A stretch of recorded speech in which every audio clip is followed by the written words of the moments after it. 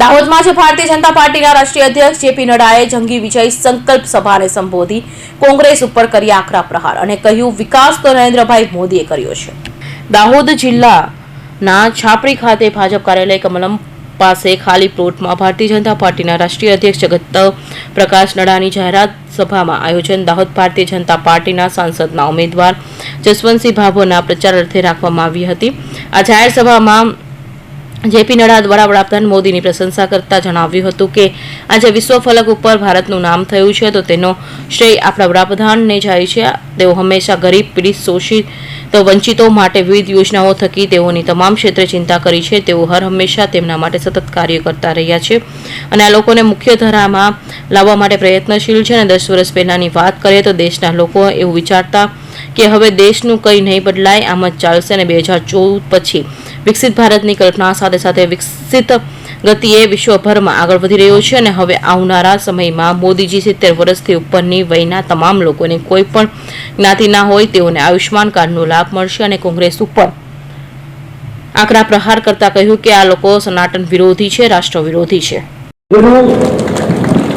माताएं, बहनें, बुजुर्ग और मेरे नौजवान साथी और मीडिया के मेरे साथी, प्रिंट मीडिया और इलेक्ट्रॉनिक मीडिया के मेरे साथी, आज मेरा ये सौभाग्य है कि मुझे आज इस चुनावी सभा में दाहोद में आने का सौभाग्य मिला और अपने प्रिय साथी जसवंत भाई भादुर जी के लिए मत मांगने के लिए, आपका मतदान के लिए आशीर्वाद मांगने का मुझे सौभाग्य मिला है।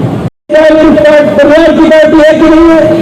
आप बताओ, शरद पवार सुप्रिया सुरे परिवार की पार्टी है कि नहीं? आप बताओ, उद्धव को सूबा में दिखा, आदित्य दिखा, ये परिवार की पार्टी है कि नहीं है? ये सारी परिवार की पार्टियों का गठबंधन और सब भ्रष्टाचारी है, सब भ्रष्टाचारी।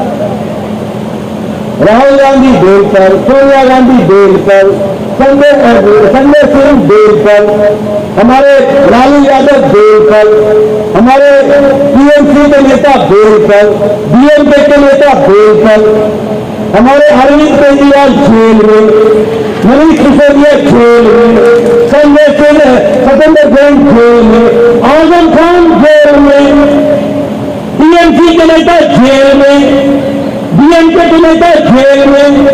ये सब घमंडिया गठबंधन है क्या? ये भ्रष्टाचारियों का टोला है, भ्रष्टाचारियों का। बताओ, ये दो बातें तो हैं, साथ में ये राम विरोधी भी है, ये सनातन विरोधी भी है और ये राष्ट्र विरोधी भी है। आप बताइए, यूपीए की सरकार में सोनिया गांधी के नेतृत्व में कोर्ट में एफिडेविट दिया था कि नहीं कि राम काल्पनिक है? दिया था कि नहीं दिया था? कहा था कि नहीं कहा था कि राम का कोई ऐतिहासिक आधार नहीं है? कहा था कि नहीं कहा था कि राम का कोई वैज्ञानिक आधार नहीं है? वैज्ञानिक अधिकार का अधिकार, वैज्ञानिक तो आधार तो सिर्फ एक ही परिवार का है, बाकी किसी का तो है। राम काल्पनिक है। आप बताइए, सुप्रीम कोर्ट में राम जन्मभूमि का किस्सा लटकाया था कि नहीं? अटकाया था कि नहीं? भटकाया था कि नहीं?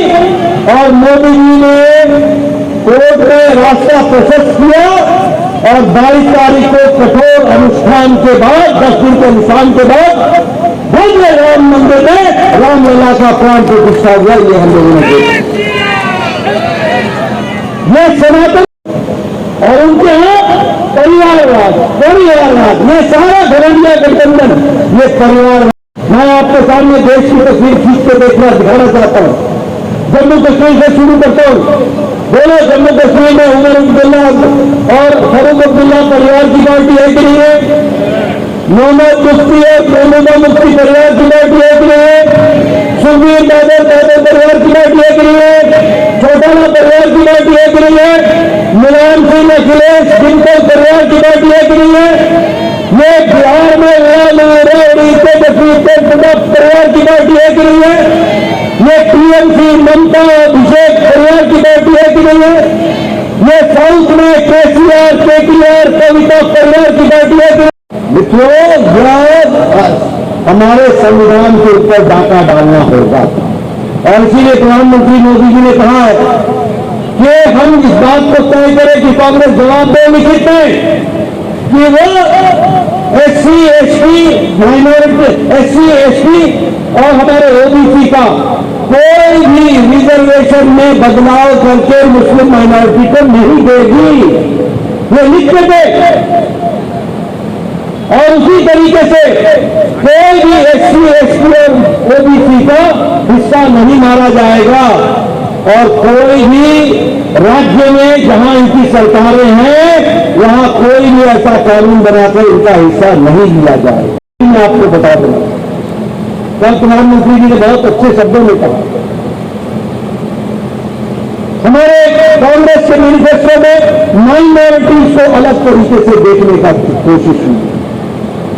प्रधानमंत्री मोदी जी ने कहा है, भीमराव अम्बेडकर ने कहा है साफ शब्दों में कि कोई भी आरक्षण धर्म के आधार पर नहीं होगा, अगर आरक्षण होगा तो सामाजिक न्याय के लिए होगा। और इनकी साजिश है कि ये OBC, दलित, आदिवासी, हमारे महादलित, हमारे अति पिछड़ा, इनका रिजर्वेशन छीन कर टाका डालकर माइनॉरिटी को तुष्टीकरण करते हुए मुस्लिम रिजर्वेशन में बदल देना चाहते हैं।